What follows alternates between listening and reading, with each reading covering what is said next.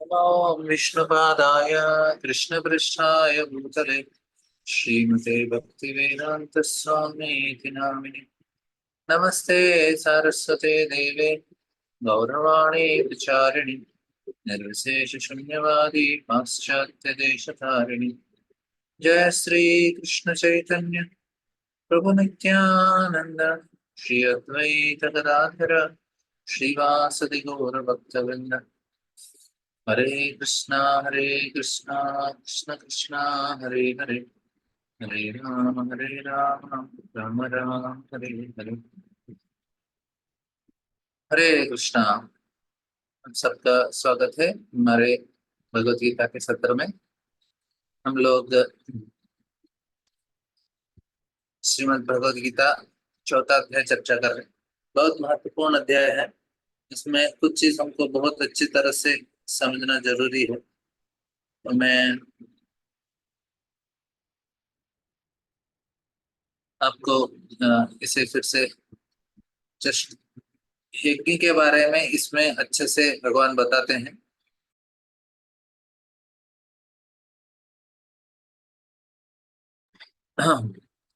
ये जो भगवान ने इसमें क्या किया, उन्होंने अलग अलग तरीके के यज्ञ बताए।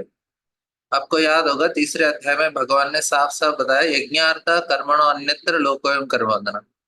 आपके जीवन बिना यज्ञ का करेंगे, आपका कार्य यज्ञ के रूप में नहीं होगा, आपको कर्म बंधन में फंसाएगा। इसलिए आपको कार्य यज्ञ के रूप। तो इसमें यज्ञ क्या कौन कौन से, तो भगवान ने एक बड़ा लिस्ट दिया पिछले 4-5 श्लोकों में। द्रव्य यज्ञ होता है, आपको स्वाध्याय यज्ञ होता है, ब्रह्मचारी लोग श्रवण करके यज्ञ करते हैं, इंद्रियों को नियंत्रण करते हैं, गृहस्थ लोग इंद्रियों को सही तरीके से इस्तेमाल करके नियमों के अनुसार वो यज्ञ कर रहे हैं। और वे अलग अलग प्रकार के यज्ञ बताया उन्होंने।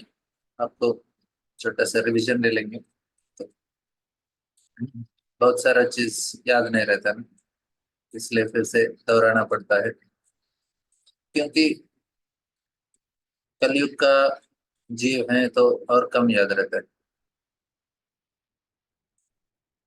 ब्रह्मार्पणम ब्रह्म हविर् ब्रह्माग्नो ब्रह्मणो होता ब्रह्मैव तेन गंतव्य ब्रह्म कर्म समाधिना। इस श्लोक के बाद फिर से भगवान बताते हैं कि कौन कौन से यज्ञ होते हैं।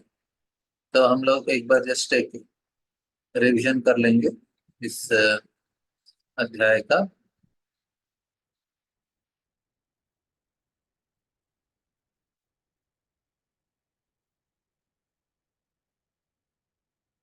ट्वेंटी सेवन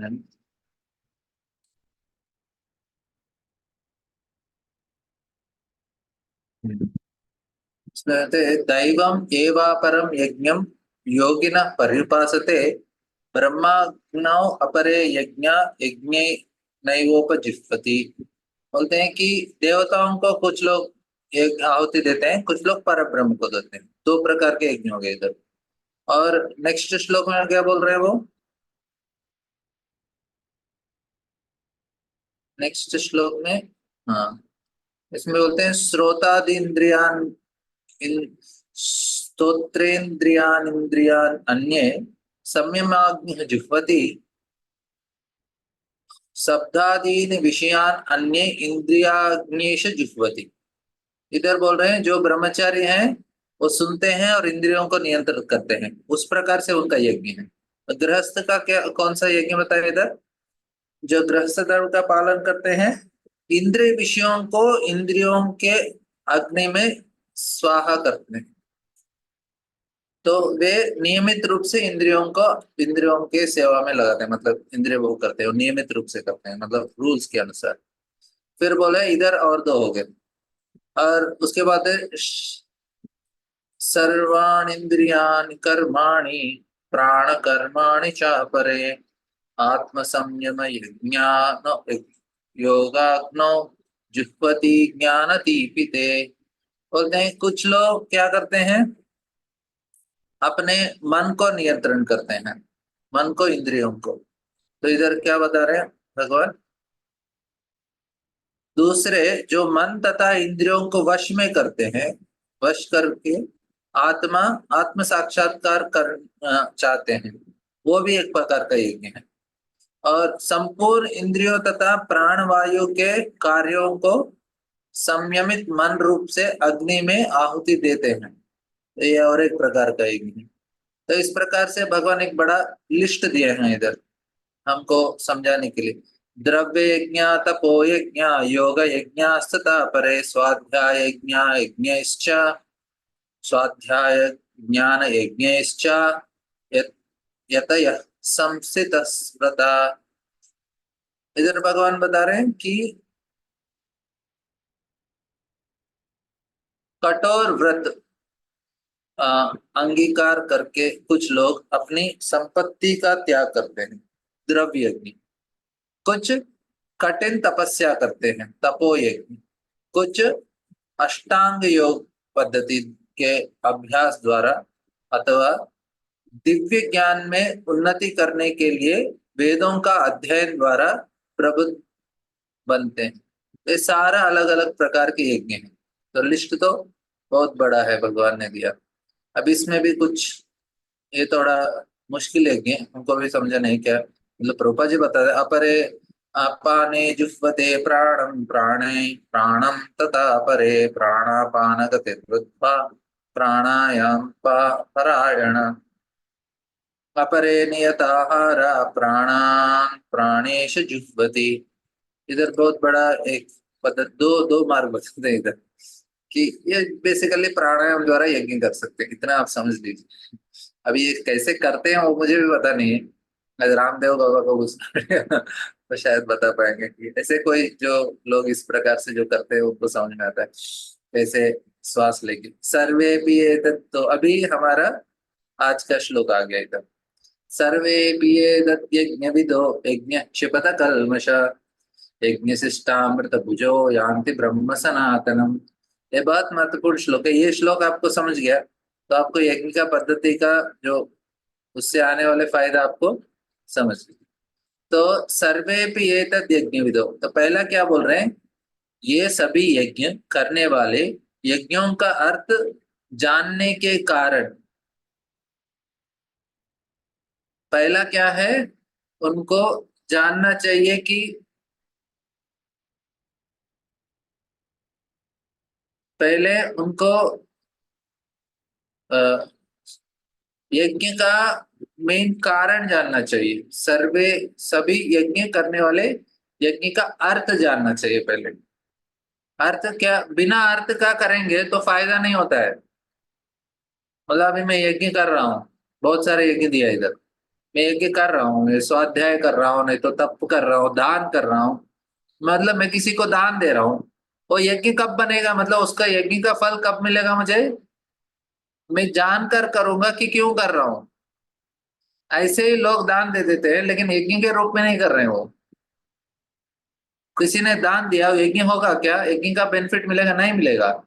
जब आप जानकर करेंगे क्यों कर रहा हूँ, भगवान को प्रसन्न करने के लिए। यज्ञो वही विष्णु हूँ, यज्ञ क्यों करते हैं हम लोग, भगवान विष्णु को प्रसन्न करने के लिए। मतलब मैं किसी को दान दे रहा हूँ ये सोच के कि इससे भगवान विष्णु प्रसन्न होंगे, तब जाके वो यज्ञ बनता है। तो समझ रहा है, पुण्य मिलेगा लेकिन यज्ञ का बेनिफिट नहीं मिलेगा।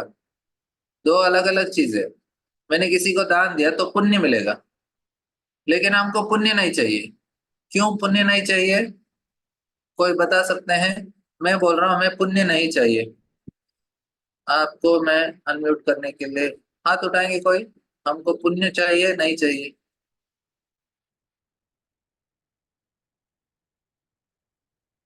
ठीक है, दुर्गा सिंह प्रो बताइए। हरे कृष्णा प्रभु जी।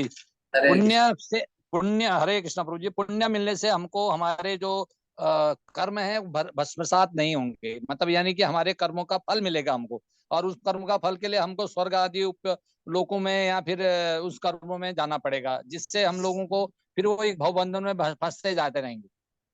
बहुत अच्छा प्रो, मैं बहुत खुश हो गया हरे आपसे। कृष्ण प्रभु। आपने अच्छा आंसर दिया। तो पुण्य पाप क्या होता है, हमको इस भव संसार के बंधनों में फंसा के रखता है।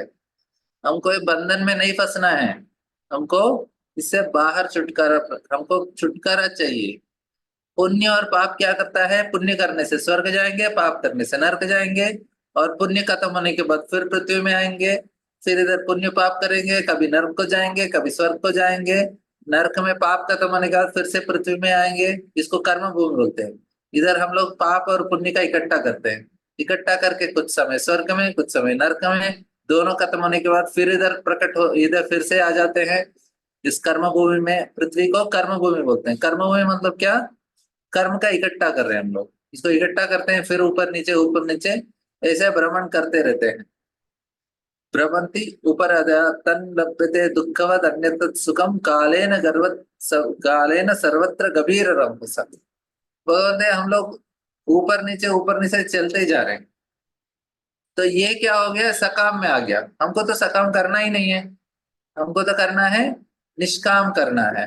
निष्काम मतलब जिसमें हमको पुण्य पाप से अलग होना है। आपको याद है मैंने वो चार्ट दिखाया था आपको, जिसमें मैंने आपको बताया कि किस प्रकार से हम लोग पाप और पुण्य में फंसे रहते हैं। तो उससे हमको छुटकारा चाहिए। इसमें मैंने फिर से आपको एक बार दिखा देता हूँ।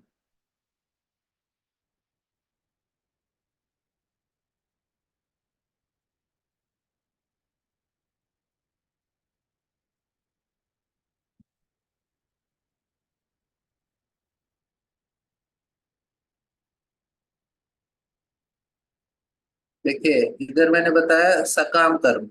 सकाम कर्म के लोग, वो लक्ष्य क्या है? उनको स्वर्ग जाना है। तो ये लोग पुण्य और पाप करते हैं। तो इधर मैंने ये भी बताया कि कुछ लोग, ये देखिए, निवृत्ति मार्ग है, प्रवृत्ति मार्ग है। निवृत्ति मार्ग मतलब हमको योग करना है, कर्म योग, ज्ञान योग, ध्यान योग और भक्ति योग करना है। लेकिन जो प्रवृत्ति मार्ग है, वो लोग क्या करते हैं? वो सकाम करते हैं, पुण्य पाप करते हैं, और इधर ही भोगने का प्रयास करते हैं, देहात्म बुद्धि में रहते हैं। लेकिन जो निवृत्ति मार्ग है, वो जानते हैं कि हम शरीर नहीं, मन नहीं है, हम आत्मा है, उनसे मुक्ति प्राप्त करने का प्रयास करते हैं। तो अभी जो लोग दान दे रहे हैं, दान आप निवृत्ति मार्ग में कर रहे हैं या प्रवृत्ति मार्ग में कर रहे हैं? निवृत्ति मार्ग में, प्रवृत्ति मार्ग में कर रहे हैं मतलब पुण्य मिलेगा, सकाम होता है। और उसके वजह से क्या होगा? उस व्यक्ति स्वर्ग चला जाएगा, वो उसका स्वर्ग का आनंद प्राप्त करेगा। लेकिन हम लोग निवृत्ति मार्ग में करेंगे तो हृदय का शुद्धिकरण होना चाहिए। मतलब मैं किसी को दान दिया, पुण्य नहीं चाहिए मुझे, क्या चाहिए? हृदय का शुद्धिकरण चाहिए। तो कैसे दान देना चाहिए फिर?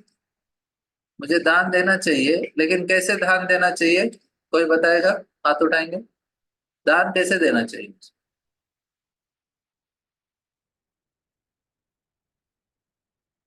किस प्रकार से? हाँ रीता बता जी।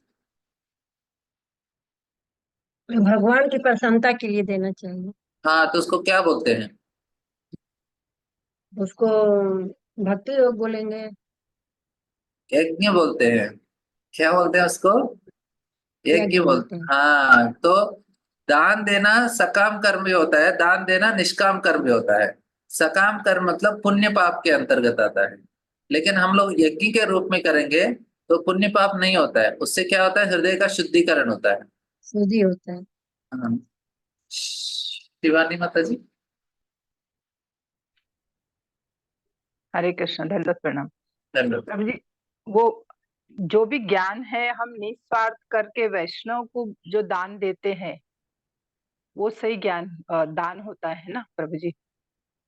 दान किसी को भी दे सकते हैं, मतलब जो योग्य व्यक्ति है उसको दान देना चाहिए, सकाम में भी या निष्काम में भी। योग्य व्यक्ति को योग्य वस्तु योग्य समय पे देना चाहिए, उसका नियम है दान हाँ। देने का। लेकिन दान देने का वजह अलग होता है। एक वजह होता है उसको यज्ञ के रूप में करना, दूसरा वजह होता है वो हम लोग पुण्य प्राप्त करने के लिए। हाँ, लेकिन जो पुण्य और पाप से परे हो, मतलब जो हम निस्वार्थ करते हैं, वो सही दान होता है ना प्रभु जी? वही मतलब जी, दोनों भी निस्वार्थी है। दान मतलब किसी और को अच्छा दे रहे हैं ना, जी।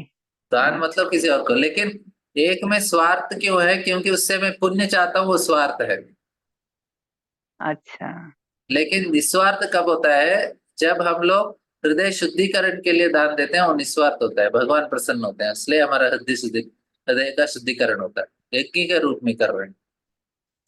जी लोग बोलते हैं मैंने दान दिया तो मुझे कुछ ना कुछ तो पुण्य मिलेगा ना, तो पुण्य के वजह से कर रहे हैं, तो आप वो निस्वार्थ नहीं हुआ उसमें। हालांकि एक तरह से निस्वार्थ है, अपना कमाई किसी और को देना तो एक तरह से हाँ निस्वार्थ है, लेकिन पूरी तरह से निस्वार्थ नहीं, क्योंकि वो पुण्य चाहते हैं अपने आप। लेकिन दूसरी जगह वो पुण्य भी नहीं चाहते, वो चाहते हैं कि भगवान प्रसन्न हो मेरे दान से, तो यज्ञ हो जाता है। तो उसके वजह से क्या होगा? उसके वजह से उनका हृदय का शुद्धिकरण होता है। जो कार्य हम लोग भगवान को प्रसन्न करने के लिए करते हैं वो यज्ञ रूप होता है, नहीं तो क्या होगा? वो पुण्य हो जाएगा, तो उसके वजह से ज्यादा बेनिफिट नहीं होता है। हम लोग फिर से इसी भौतिक संसार में फंसे रहेंगे। तो इधर पहला पहला हमें चीज भगवान बता रहे हैं कि जो आप कार्य कर रहे हो वो भगवान यज्ञ के रूप में करना चाहिए, भगवान प्रसन्न होना चाहिए उसमें, तब जाके हमको पूरा फायदा मिलता है, नहीं तो उसका फायदा नहीं है। तो इसलिए बताते सभी यज्ञ करने वाले यज्ञ का अर्थ जानने के कारण, अर्थ जानने के कारण क्या होता है? पाप कर्मों से मुक्त हो जाते हैं। क्या हो जाते हैं? पाप करने से मुक्त होते हैं। कब? जब वो जान के करते हैं तभी, नहीं तो नहीं। मतलब अरे मैं कर रहा हूँ भगवान को प्रसन्न करने के लिए, बस तभी होता है।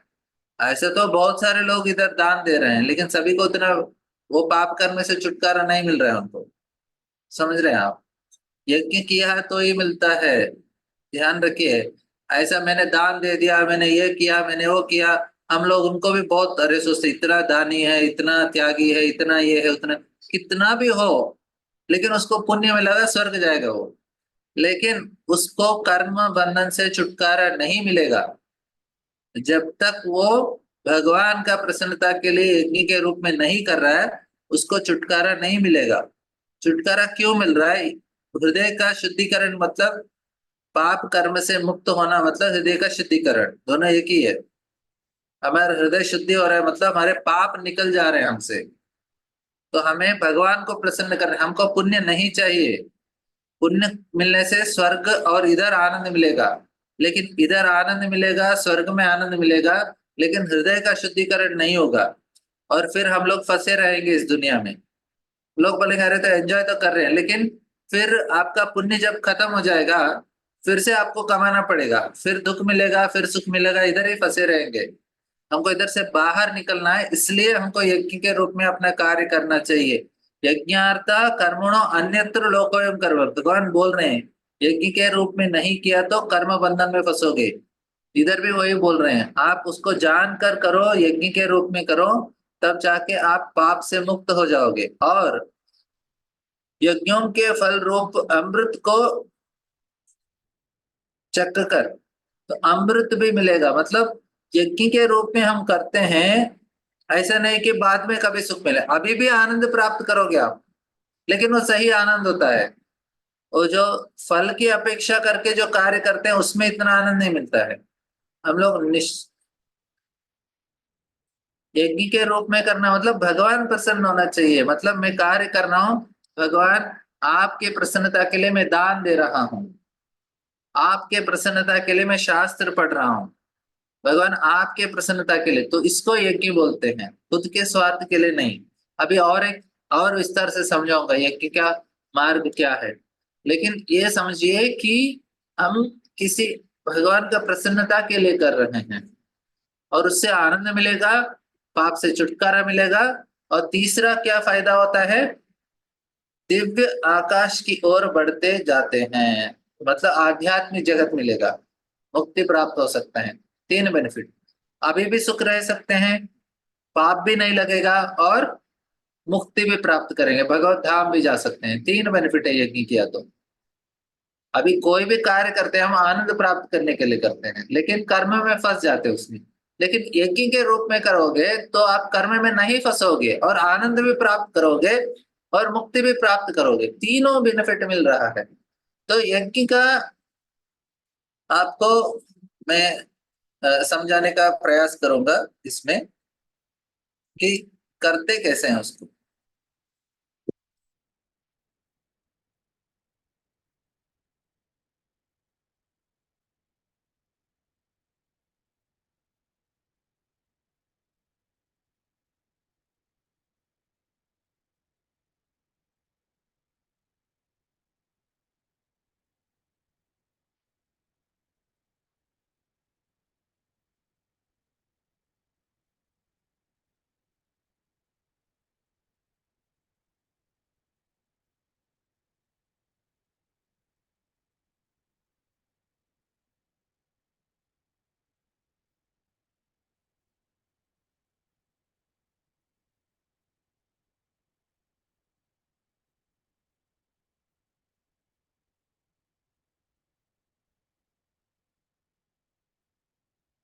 तो अभी हम लोग यज्ञ,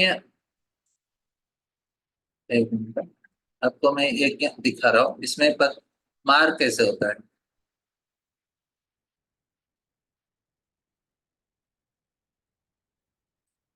तो इसको यज्ञ कुंड आप मान लीजिएगा, ऐसा दिखेगा नहीं लेकिन आप अभी के लिए थोड़ा मान लीजिए।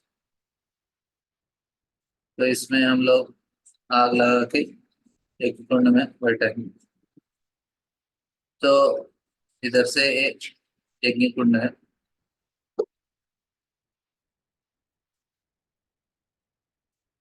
तो इधर आग लगाएंगे। अभी इधर जो ब्राह्मण हैं वो इधर आहुति देते हैं।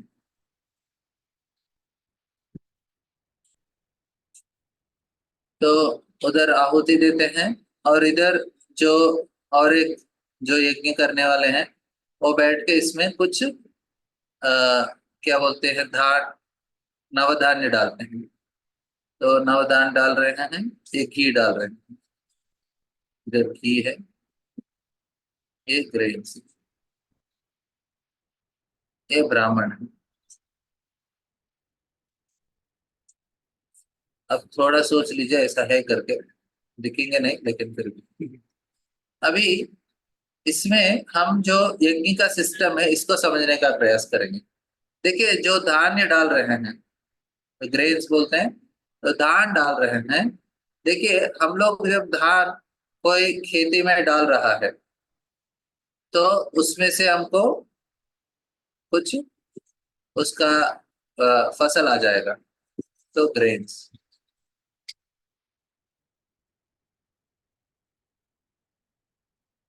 तो हमने धान खेती में डाला जमीन में, तो हमको उसमें से फसल उग रहा है ना।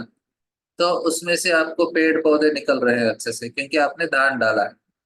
लेकिन तो उसी प्रकार जो ये दान है ये हमारा कर्म है। तो दान क्या है, हमारा कर्म।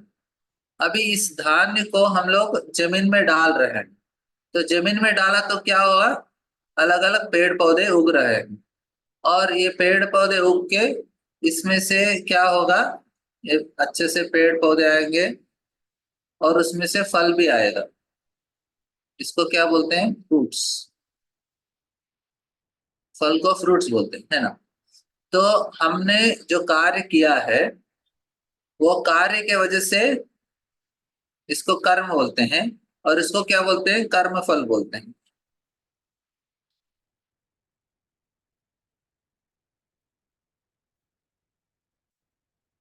कर्म फल।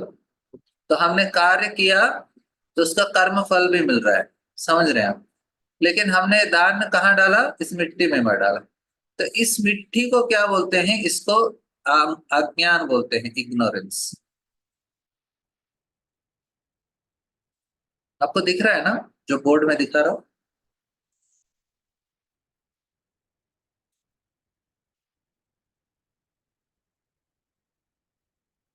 ये तो दिख रहा है ना बोर्ड,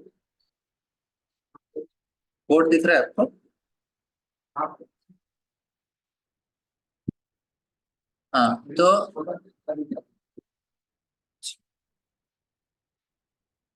तो इसमें क्या हो रहा है कि हमारा अज्ञान है। हम लोग दान कहाँ डाल रहे हैं, अज्ञान में डाल रहे हैं। तो उसके वजह से क्या हो रहा है, कर्म फल मिल रहा है। हमने दान कहाँ डाला, जमीन में डाला, उसको अज्ञान के साथ तुलना किया गया है। जो हम कार्य करते हैं अज्ञान के वश करते हैं, उसका कर्म फल भुगतना पड़ता है। समझो आपको, हम लोग कार्य कर्म कर रहे हैं, अज्ञान के साथ कर रहे हैं, तो कर्म फल भुगतना पड़ता है। तो इससे क्या बोलते हैं, कर्म बंधन बोलते हैं।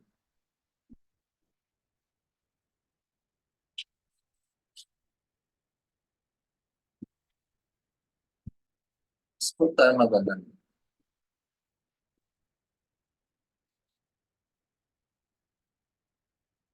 तो जो व्यक्ति कार्य कर रहा है लेकिन अज्ञान के वश कर रहा है, बिना कोई ज्ञान का, कर्म बंधन में फंस रहा है। और लेकिन यही धान्य यही धान्य को हमने लेके यज्ञ की कुंड में डाला। दो जगह डाल सकते हैं, एक मिट्टी में डाल सकते हैं, एक ही कुंडे में डाल सकते हैं। मिट्टी में क्या बोझने से क्या होता है, एक पेड़ उगेगा और उसका फल मिलेगा। ये क्या होगा, कर्म फल हो गया, कर्म बंधन में फंस गए। लेकिन उसी धान्य को हम लोग क्या कर रहे हैं, हम आ- आग में डाल रहे हैं, यज्ञ कुंड में डाल रहे हैं। अभी यज्ञ कुंड में डाला तो उसका पेड़ उग के फल आएगा क्या, नहीं आएगा। मतलब धान्य को किसके साथ तुलना किया गया है, कर्म के साथ तुलना किया गया। अभी ये कर्म कर रहे हैं लेकिन इसका नो रिएक्शन, इसका कुछ रिएक्शन नहीं मिल रहा है। इधर तो कर्म फल तो रिएक्शन मिल गया, उसका कर्म फल आ गया, इधर तो नहीं आ रहा, इधर जल गया। इधर भी कार्य हो रहा है, अज्ञान में हो रहा है। इधर कार्य हो रहा है लेकिन इधर कार्य कैसे हो रहा है, एक ज्ञान के वजह से हो रहा है, नॉलेज। तो समझ में आ रहा है, एक कार्य अज्ञान के वश में किया तो कर्म फल मिला, वही कार्य ज्ञान के रूप में किया तो ज्ञान किसके साथ तुलना किया गया है, आग के साथ। और अज्ञान को किसके साथ तुलना किया गया है, मिट्टी के साथ। तो आप जो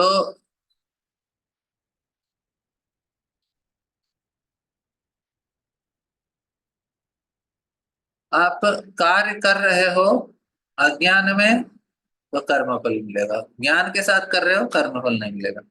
तो ये चीज इधर बता रहे हैं। तो ज्ञान के अंतर्गत हमें कार्य करना चाहिए।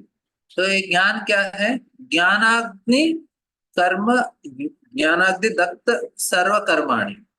आपको ये 4-5 श्लोक पहले, 5-6 श्लोक पहले कृष्ण ये समझाया है। बता रहे हैं कि ज्ञानाग्नि दग्ध सर्व कर्माणि। तो भगवान बताते हैं ज्ञान के साथ आप काम करोगे तो वो आपको पूरी तरह से कर्म को जला देगा। तो हमें कार्य से नहीं, हमको किस प्रकार से कार्य कर रहे हैं वो बहुत महत्वपूर्ण होता है।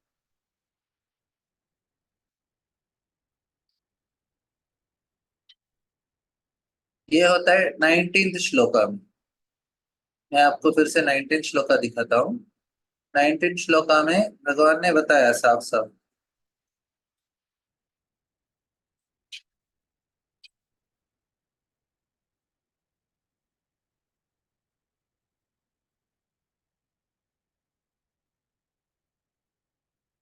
क्योंकि आप श्लोक के साथ जानेंगे तो फिर आपको याद रखना आसान हो जाएगा, इसलिए मैं आपको, भगवान ने खुद बताया ज्ञान के साथ करो कार्य।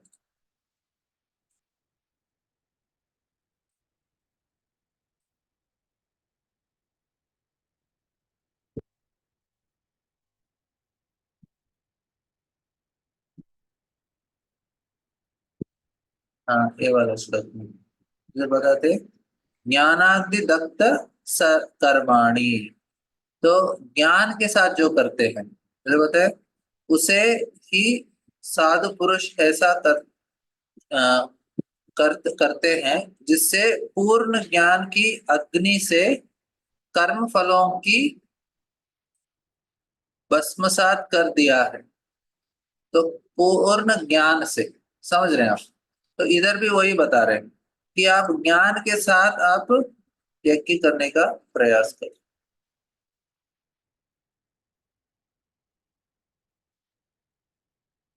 तो इधर कार्य तो कर रहे हैं लेकिन कैसे कर रहे हैं, यज्ञ के, यज्ञ के रूप में। तो पूरा ज्ञान के साथ कार्य करना मतलब इसको यज्ञ बोलते हैं। ठीक है, तो इस व्यक्ति कार्य कर रहे हैं लेकिन यज्ञ के रूप में कर रहे हैं।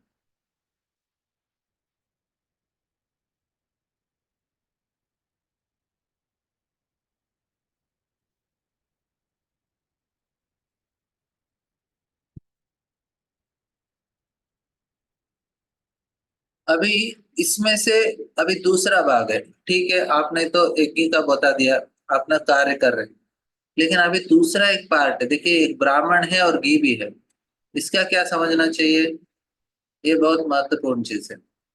तो इधर मैं हूं, मैं तो दान डाल रहा हूं, मतलब सिर्फ यज्ञ में आहुति नहीं, कोई भी कार्य। अब ये तो आहुति के रूप में आपको एक उदाहरण दिखाया कि इस व्यक्ति ने यज्ञ किया, यज्ञ कुंड में डाला, और यज्ञ कुंड में उन्होंने एक यज्ञ के रूप में अपने कार्य किया, इसमें तो आहुति में जल गया सारा चीज, उसको तो उसका बेनिफिट मिल गया। लेकिन हम भी जो बाकी का कार्य है, जो अपने जो कार्य कर रहे हैं, वो आप यज्ञ के रूप में करेंगे, तो उस यज्ञ के रूप में करेंगे तो ज्ञान के साथ आपका कार्य कर रहे हो, तो क्या होगा, फिर आपको नो रिएक्शन, कुछ आपका कर्म फल नहीं मिलेगा, इसमें कर्म बंधन में आप फंसेंगे नहीं। समझ रहे हैं? तो ये डायग्राम इतना सुंदर नहीं बनाया मैंने, फिर से एक बार ट्राई करता हूँ। अच्छा ठीक है।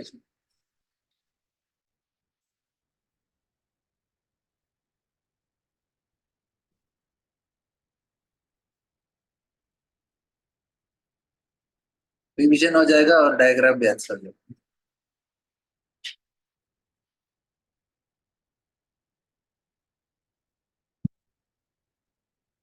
पहले हम शुरू करेंगे अज्ञान और कार्य से, ठीक है।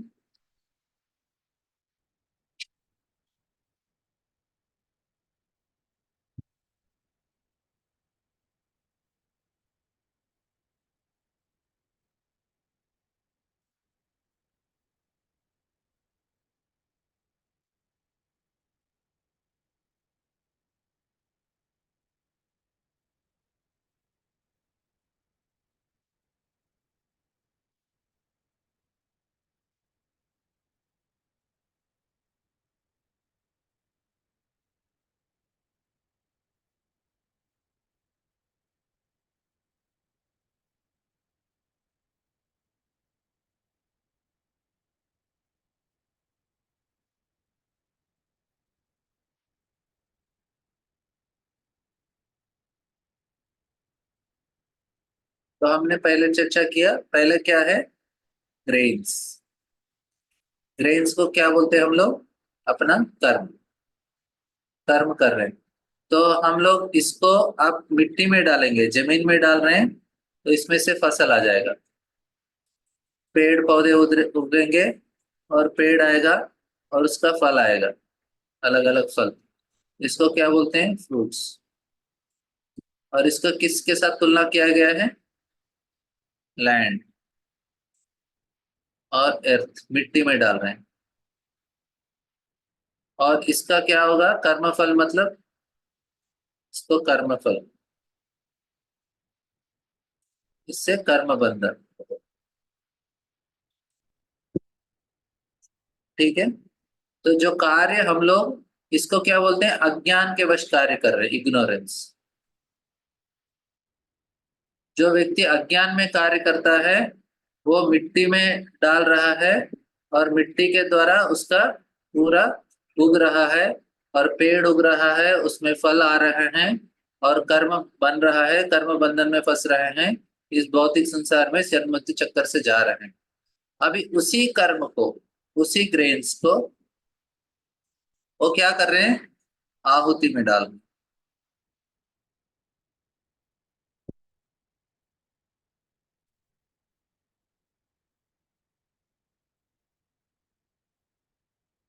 इसमें आहुति में डाल रहे हैं। तो इधर हमारा, हम लोग अपना यज्ञ कुंड में बैठे हैं, यज्ञ में डाल रहे हैं, और इसमें ग्रेन्स डाल रहे हैं। तो ये किस प्रकार से डाल रहे हैं, हम लोग नॉलेज में डाल रहे हैं, तो ज्ञान के द्वारा हम कार्य कर रहे हैं। तो ज्ञान, धान हम लोग आग में डालते हैं, तो क्या होगा, धान को जल जाता है, तो इसका मतलब क्या है, नो फ्रूट्स।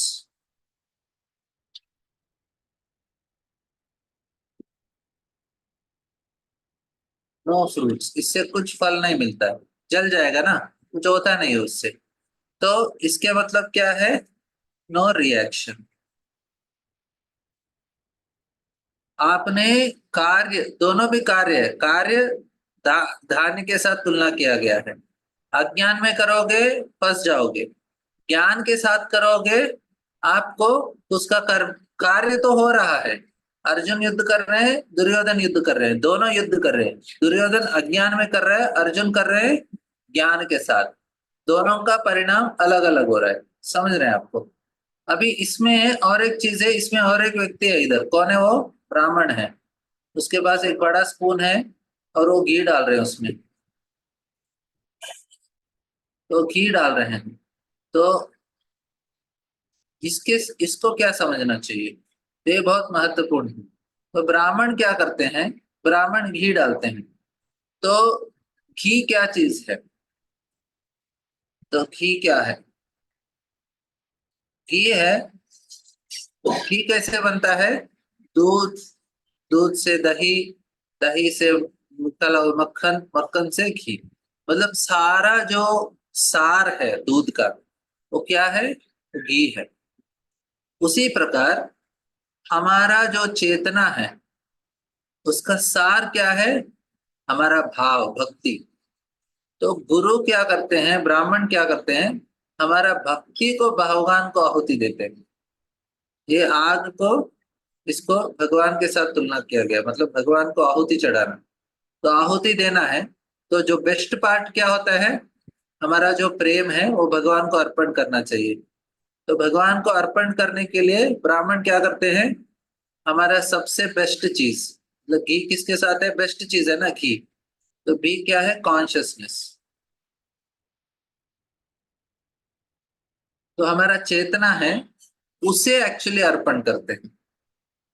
अभी आप दान डालते हैं तो आग में जल जाता है, लेकिन उसमें क्या होता है? राख आता है ना। लेकिन जब घी डालते हैं ना, राख नहीं होता है, ऐसे जल जाता है डायरेक्ट। तो ये क्यों? हमारा भाव है। और आग के साथ ज्ञान को क्यों तुलना किया गया है? फायर है ना, फायर। तो आग का क्या क्या गुण है? वो जला देता है, फर्स्ट बर्न। दूसरा क्या है? और समय प्योर रहता है। और तीसरा बहुत महत्वपूर्ण है, गोस अप, हर समय ऊपर जाता है। तो ज्ञान क्या करता है? हमें ऊपर लेके जाता है। तो इसलिए ज्ञान कर्म को जलाता है, हमारा चेतना को शुद्ध करता है और हमारा चेतना को और ऊपर लेके जाता है। तो इसलिए ज्ञान को आग के साथ तुलना किया गया है। अभी हमारा हृदय ज्ञान नहीं होने के कारण अज्ञानवश हम जो कार्य कर रहे हैं अज्ञान में कर रहे हैं, इसलिए फंस रहे हैं। अर्जुन भी इसलिए फंस गया था, दुखी हो गया था। तो भगवान ने क्या किया?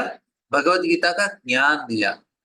फिर उसी ज्ञान से, मतलब कार्य बदला नहीं अर्जुन का, पहले भी युद्ध करने वाले थे, अभी भी युद्ध करने थे, लेकिन अभी किस प्रकार से युद्ध कर रहे हैं? ज्ञान के साथ। मैं कौन हूं समझ के, किसके लिए करना चाहिए, किस चेतना से करना चाहिए। देखिए कार्य में अंतर नहीं हो रहा है, कार्य तो दोनों युद्ध कर रहे हैं, दुर्योधन भी अर्जुन में। कार्य में अंतर नहीं है, किस में अंतर है? चेतना में अंतर है, कॉन्शियसनेस। चेतना में अंतर है, समझ रहे हैं आपको। इस चेतना के वजह से इन दोनों के आने वाले कार्यों में परिणाम बहुत अलग अलग हो गया है। बस इतना ही, छोटा सा चीज है लेकिन बहुत बड़ा चीज है तो मतलब उसका समझना सिंपल है, उसको करना मुश्किल है। तो ये यज्ञ कुंड में उसने डाला, लेकिन उसका रिएक्शन नहीं मिला।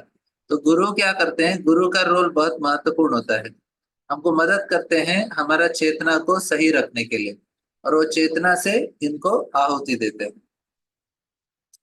ठीक है, समझा किसी को? ज्ञान के साथ काम करना मतलब समझना कि हमें किसके लिए काम करना चाहिए। अभी जो करते हैं हम लोग स्वार्थ के लिए करते हैं, अपने लिए करते हैं, लेकिन ज्ञान में करते हैं तो भगवान को प्रसन्न करने के लिए करते हैं, हमारे फलों को भगवान को अर्पण करते हैं। हम समझते हैं कि अरे ये चीज मेरा नहीं है, किसी और का चीज मैं कैसे भोग सकता हूँ।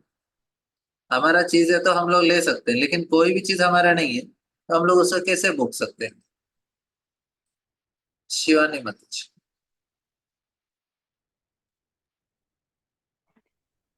दंडवत प्रणाम प्रभु जी। हाँ, ज्ञान ज्ञान ज्ञान से जो अज्ञानता से जो पहले करते हैं हम, जो बीज होता है, तो वो हम एक तरह से भगवान को ऑफर करने से भी शुद्ध होता है ना, जैसे यज्ञ का है, तो ऑफर करना भी यज्ञ ही हुआ ना। वही मत जी, आप ऑफर नहीं कर रहे हैं इसलिए वो अज्ञान बन गया ना। जो अज्ञान अज्ञान, में है वो ऑफर अच्छा। नहीं कर रहा है, जो अच्छा। ज्ञान में है वो ऑफर करता है। अज्ञान में व्यक्ति ऑफर जी। नहीं करता इसलिए फंस जाता है। हाँ। समझ रहे हैं? जी। भगवान को ऑफर करना मतलब आप ज्ञान के साथ काम कर रहे हैं। भगवान को नहीं ऑफर कर रहे हैं तो अज्ञान में कर रहे हैं।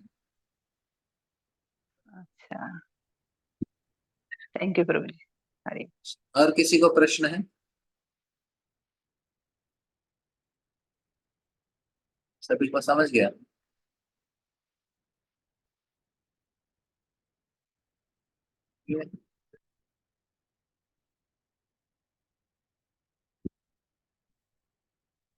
ठीक है। तो इसमें और एक चीज है, छोटा सा। तो गुरु का रोल बहुत महत्वपूर्ण है। हाँ, यस। अच्छा। हरे कृष्णा प्रभु जी। हरे कृष्णा, बोलो। प्रभु जी, वो निशा माता जी हाथ मतलब उठा रही हैं, आप ध्यान में दिए, वो कुछ पूछना चाहती हैं। ओ। हाँ। हाँ, निश्चय माता जी, आपका देखा नहीं। थैंक यू बेटा, थैंक यू। हरे कृष्ण प्रभु जी। हाँ मैं कब माता से जी, हाथ उठा रही हैं, आप देख रहे नहीं। मुझे दिखाई नहीं दे रहा माता जी, इधर दिख जाता है लेकिन आपका दिख ना रहा है। थैंक यू बेटा, थैंक यू। प्रभु जी, जब यज्ञ में जब जलाते हैं, सब कुछ डालने से राख राख आता बोल रहे ना आप, तो घी हाँ, डालने से राख क्यों नहीं आ रहा? क्योंकि वो प्योर होता है ना, घी घी से राख नहीं होता है, डायरेक्टली जल जाता है पूरा। तो मैं बता रहा हूँ इधर। हाँ, ये क्या होता है कि देखिए, हमारा जो कार्य कर रहे हैं ना, उसमें बहुत सारे दोष रहते हैं। इसलिए हम ज्ञान के साथ करने के बावजूद भी दोष रहता है। लेकिन एक चीज बहुत महत्वपूर्ण है, किस भाव से होता है। जो भाव है ना, हमारा प्योर स्टेट है, मतलब थोड़ा बहुत भक्ति भाव कुछ तो रहेगा। तो उस चीज को गुरु पकड़ते हैं। बोलेंगे अरे ये तो कितना भी ठीक से कर ही नहीं पाएगा। मतलब अभी देखिए, हम लोग कार्य करते हैं। अभी आपने आज भगवान के लिए भोग लगाया। हम कुकिंग करते समय पूरी तरह से भगवान के चेतना में तो कर नहीं पाते, बीच में ये वो बहुत सारा चीज आता है। भगवान को भोग लगाते समय पूरी तरह से उनका ध्यान करना पड़ता है। लगाते समय हमको उनसे प्रार्थना करना पड़ता है और बहुत भाव से प्रेम से उनको बोलना पड़ता है, भगवान इसे स्वीकार कीजिए। फिर उसके बाद वो जब ले रहे हैं तब भी हम उनके लिए प्रार्थना करना चाहिए, जप करना चाहिए, कीर्तन करना चाहिए, ताकि वो भोग स्वीकार करें। इतना सारा चीज इतना प्रेम से भाव के साथ इतना क्वालिटी का काम किया तब जाके भगवान को जाता है। अब इतना सारा चीज में हमको एटलीस्ट 2 घंटे का कुकिंग और 20 मिनट का भोग लगाना, इतना सारा टाइम पे हमारा मन इधर उधर भटक जाता है। एक्चुअली कुछ लोगों का तो हर समय भटकता रहता है। एक 5-10 मिनट भगवान में लग गया, बाकी का टाइम पे तो अपना ही चल रहा है। तो गुरु क्या कर रहे हैं, तो 5-10 मिनट जितना हमने भाव दिखाया उसको भगवान को दे देते हैं। बाकी का पूरा तो हमारा ऐसे कुछ है ही नहीं। लेकिन भगवान उसे स्वीकार करते हैं क्योंकि गुरु के द्वारा आता है। मतलब अभी मैंने क्लास दिया, क्लास में मेरा थोड़ा भाव है कि हाँ भगवान प्रसन्न हो जाए। बाकी का टाइम मैं क्लास में इसी में ध्यान लगाया। तो कुछ समय कितना थोड़ा बहुत भी उसमें खोज करके गुरु क्या करते हैं, उस थोड़ा चीज को भगवान का समर्पण करते हैं। इसलिए भगवान उसे स्वीकार करते हैं। कुछ उसका राख भी नहीं बनता है, बस ये ऐसे ही जल जाता है डायरेक्ट डालते ही। लेकिन जो हमारे दान डालते हैं ना, उसमें बहुत सारा दोष रहते हैं, अपराध रहते हैं, सारा चीज ऐसे राख बन जाता है। लेकिन फिर भी उससे रिएक्शन तो नहीं मिलेगा आपको, लेकिन 100% बेनिफिट नहीं मिलेगा। लेकिन जो घी डालते हैं ना, फुल बेनिफिट में। हमें गुरु का इसलिए शरण लेना चाहिए, और आगे जाके कैसे करना चाहिए। अभी तो समझ गया कि ज्ञान के साथ करो, भगवान ने बता दिया कैसे करना चाहिए। वो 34 श्लोका में बताते हैं। गुरु के पास जाओ, इतने सारे यज्ञ बताया भगवान, मैं तो कंफ्यूज हो गया, कौन सा यज्ञ करना चाहिए, कैसे करना चाहिए, पता कैसे चलेगा मुझे। चिंता मत करो, 34 श्लोकों में भगवान बोलते गुरु के पास जाओ, गुरु बताएंगे तुम्हें क्या करना चाहिए। इतना सारा यज्ञ तो है, और यज्ञ करना भी बहुत महत्वपूर्ण है, ये भी समझ गया मैं। लेकिन कैसे करूं, कौन सा यज्ञ करूं, कौन मार्गदर्शन देगा? गुरु देते हैं। वो हमारा चेतना को भगवान को अर्पण करते हैं। तो आपको 3 बेनिफिट है यज्ञ करने से। पहला है हमारा कर्म जल जाएगा।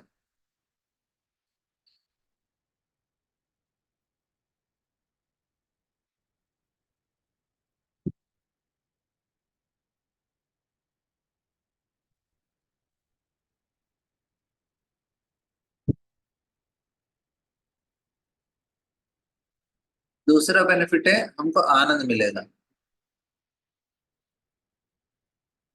और तीसरा बेनिफिट है मुक्ति मिलेगा। तो 3 बेनिफिट मिलता है हम लोग यज्ञ के रूप में अपने कार्य को करते हैं। तो ये श्लोक में 34 अध्याय का 30वां श्लोक में भगवान होता है। लेकिन इन तीनों चीजों के लिए भगवान ने एक क्राइटेरिया बताया, क्या करना चाहिए? आपको जानकर करना चाहिए क्यों कर रहे हैं, वाई। आपको पूरा ज्ञान होना चाहिए क्यों यज्ञ कर रहा हूं, किसको प्रसन्न करने के लिए कर रहा हूं। इस प्रकार से करेंगे तब जाके पूरा बेनिफिट मिल रहा है। समझ रहे हैं आप? तो इधर हम लोग सारे लोग अभी जो कार्य कर रहे हैं वो कैसे कर रहे हैं? अज्ञान में ही कर रहे हैं। तो सारे लोग क्या हो रहा है? कर्म बंधन में फंसे हैं। किसी को कुछ ज्ञान नहीं है और जानने का इच्छा भी नहीं है किसी को।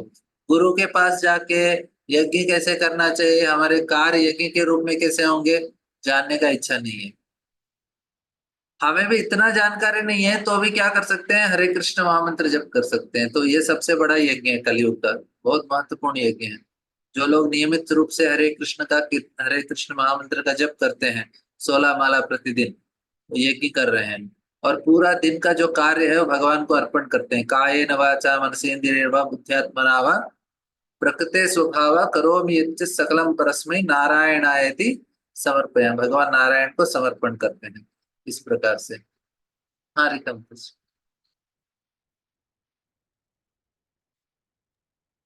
प्रभु जी, घर के काम भी तो यदि भगवान के प्रसन्नता के लिए किए जाए समझ के, तो भी तो जग हुआ ना। हाँ हो गया ना, बस बस इतना ही है। फॉर्मूला सिंपल है, भगवान मेरे लिए करो बस। जो भी भगवान याद नहीं आएंगे करते समय, लेकिन करने के बाद आपने उसको अर्पण कर दिया, फिर भी आपको कुछ उसका रिएक्शन नहीं मिलेगा, आपको फायदा ही मिलेगा। मतलब पूरा दिन याद नहीं आया, लेकिन पूरा करने के बाद रात को भगवान याद आ गया, बोले भगवान आज जो भी किया ना आपके प्रसन्न, आप उसको स्वीकार कर लेना। भगवान बोले ठीक है स्वीकार किया, आपका उसका किसी प्रकार का रिएक्शन नहीं मिलने वाला है। थैंक यू प्रभु जी, आप बहुत अच्छा से पढ़ाते हैं प्रभु जी, बहुत बहुत धन्यवाद, बहुत अच्छे समझाते हैं।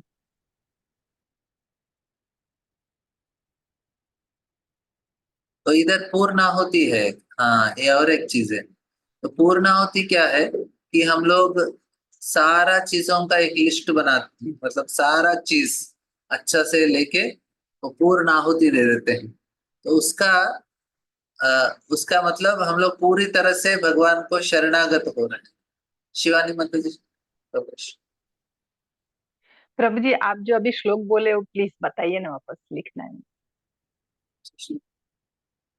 ये तो ओ कायेन वाचा मनसेन्द्रियैर्वा बुद्ध्यात्मना वा प्रकृते स्वभावा करोमि एक यच्च मिनट एक सकलम। मिनट। अच्छा। कायेन वाचा मन से मनसेन्द्रियैर्वा, बोल सकते, मन से इंद्रिया। मनस इंद्रिय सब कुछ। ये ना आपको विष्णु सहस्त्रनाम का अंतिम में बहुत सारा जो पूजा पाठ के बाद ये आपको हर बुक के मास लास्ट में मिल जाएगा। कायेन वाचा मनसेन्द्रिया, गणपति के पूजा के हाँ बुक के पीछे मिलेगा प्रभु जी, विष्णु। लेकिन प्रभु जी मैं अभी कनाडा में हूँ ना, तो मेरे पास से ज्यादा बुक्स नहीं है, इसलिए मैं पूछी आपसे। अच्छा अच्छा अच्छा, ठीक है ठीक है। हाँ, जी। बुद्ध्यात्मना वा प्रकृते स्वभाव करोमि यत् सकलम परस्मै। एक लास्ट आखिरी बार बोलिए प्रभु जी। कायेन वाचा कायेन वाचा मनसेन्द्रियैर्वा मन से इंद्रिया बुद्ध्यात्मना वा प्रकृते स्वभाव करोमि यद्यत् सकलं परस्मै नारायणाय समर्पयामि। करते स्वभाव, यस, थैंक यू प्रभु। करोमि।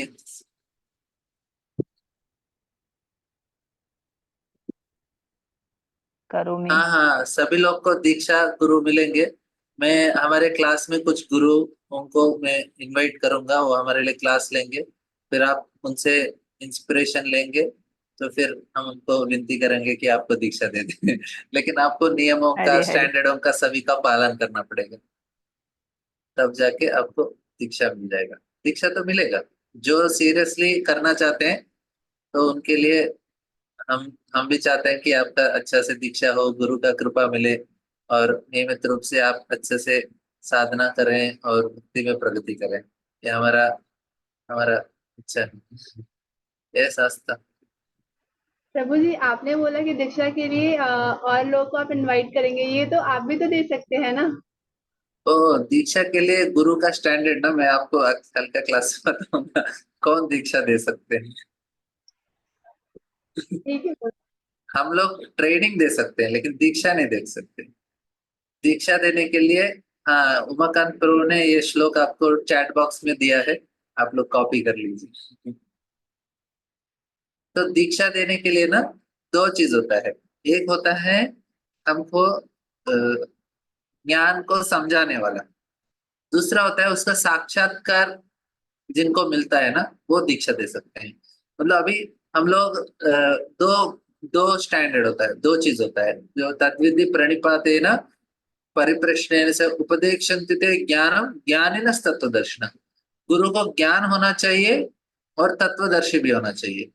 तो इनिशियली ना हमको विज्ञान ज्ञान और विज्ञान प्राप्त होता है, मतलब हम लोग शास्त्रों के अनुसार पढ़ा सकते हैं। उसके बाद जो तत्व दर्शन होना चाहिए, मतलब अभी मैं कृष्ण बोल रहा हूँ तो कृष्ण का साक्षात्कार हो रहा है, सामने कृष्ण दिख रहे हैं, तब वो लोग दीक्षा दे सकते हैं। निष्ठा के स्तर पे होना चाहिए। मैं कल आपको उसको बताऊंगा कौन दीक्षा दे सकते हैं। बहुत बड़े बड़े लोग हैं यहाँ पे इसका। तो दीक्षा आपको मिल जाएगा, टेंशन।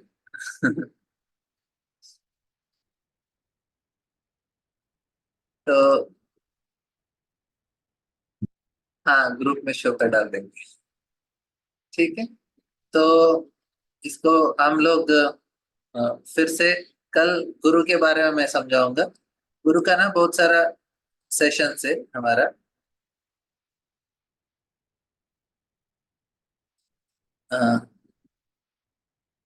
हाँ, जो अभी जब कर रहे हैं उसका पूरा फल मिलेगा।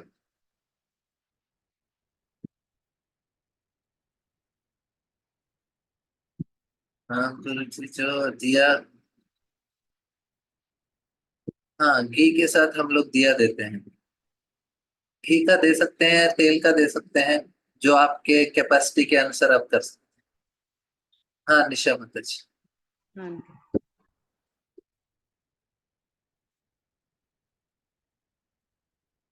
आप म्यूट हो गए। हो गया। हाँ, दीक्षा के लिए आप बोल रहे थे नियमों का पालन करना, क्या नियमों का पालन करना चाहिए? मैं तो कर ही रही हूँ, और क्या करना चाहिए बोलिए। आप 16 माला कर रहे हैं? 16 माला कभी कभार हो जाता, 8 माला 12 माला होता प्रभु जी, कभी कभार 1-2 बार 16 माला होता। आपको रोज एटलीस्ट एक 3 साल तक लगातार 16 माला करना चाहिए, उसके बाद आपको एटलीस्ट 2 साल मिनिमम, 2 दो साल साल तक आप 16 माला 16 कीजिए। माला, हर रोज बिना एक दिन का मिस किए आपको 16 माला करना पड़ेगा, ये और मेरे, बिना। ये छोटू करता है 16 माला डेली। हरे कृष्ण बोलो। हरे कृष्ण प्रभु जी। हरे कृष्णा। नहीं, ये उनका 16 करने माला से वो, उनको ना 18 साल के बाद उनको दीक्षा मिलेगा, लेकिन आपको दीक्षा चाहिए तो आपको अभी मेरे को बच्चों के साथ रोज नहीं होता प्रभु जी, 12-8 हो जाता, 16 कभी कभार होता है।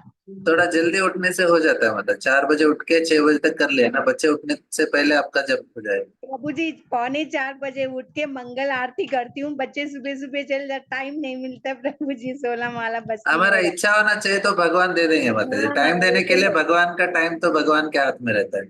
हाँ वो दूसरा तो है बिना प्याज लहसुन का हमारा चाय कॉफी नहीं होना चाहिए, प्याज लहसुन नहीं वो होना तो चाहिए। कुछ भी नहीं है, वो तो कुछ भी नहीं है, मेरे को तो 3 टाइम एक्चुअली आपका माता जी कम से कम 20 माला होना चाहिए, 16 तो कम बोल दिया मैंने। अरे हाँ। आप बड़े हो गए ना। तो आपको 16 माला करना, 20 माला क्यों करना। प्रभु जी, क्यों मेरे को 20 माला बोल दिया आप?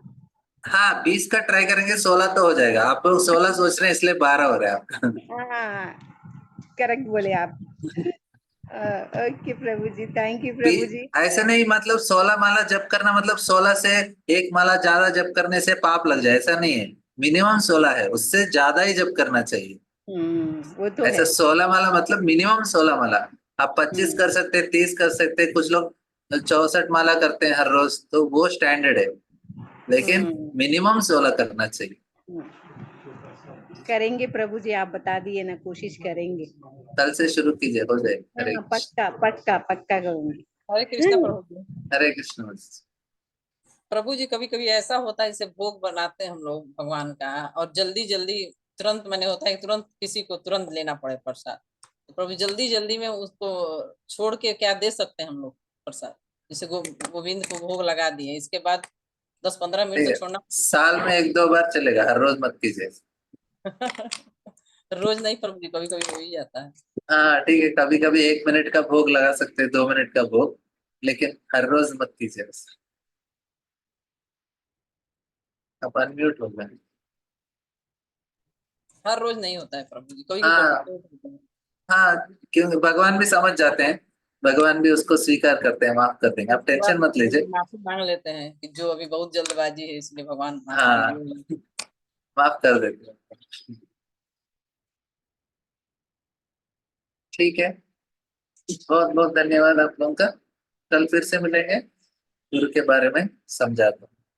देखिए, शिल प्रभुपाद की जय। ग्रंथराज श्रीमद् भगवद गीता की जय।